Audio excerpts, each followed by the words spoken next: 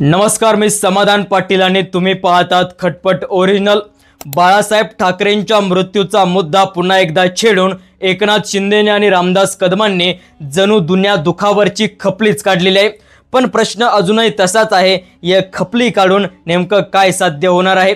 रामदास कदम म्हणाले, शरद पवार आले होते पण वरती जाऊ दिलं नाही। आणि त्याच वेळी म्हणजे पवारांनी विचारलं होतं, अरे मिलिंद, उद्धव का त्यांच्या बॉडीला त्रास देतोय? आता हे खरे आहे की खोटे आहे हे सांगायला शरद पवार साहेब अजून जिवंत आहेच, त्यांनाच विचारलं पाहिजे।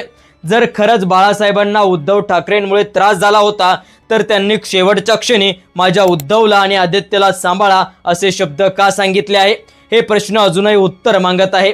पण गेल्या कित्येक वर्षांपासून शिवसेनेच्या नावाखाली म्हणजे 2023 साली, 2024 साली आणि 2025 साली शिंदे गटाच्या दसऱ्या मेळाव्यात काय असे प्रश्न तेच सातत्याने आहे। काँग्रेसच्या दावणीला बांधलेली शिवसेना, तोच मुद्दा, हिंदुत्वाचं दफन आणि तीच ओळ, गर्व से कहो हम हिंदू है म्हणण्यास लाज वाटत आहे का? अरे पण 2014 पासून किती काँग्रेसचे नेते भाजपमध्ये गेले?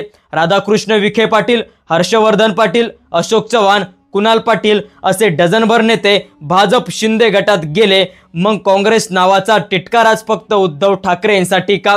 आणि मग या वारंवार तोच प्रश्न उरकला जातो। दिशा साली यांचा मृत्यू, आनंद दिघे यांचा मृत्यू आणि आता त्यांच्या समोर एक न कारण म्हणजे ते कारण आहे बाळासाहेब ठाकरेंचा मृत्यू।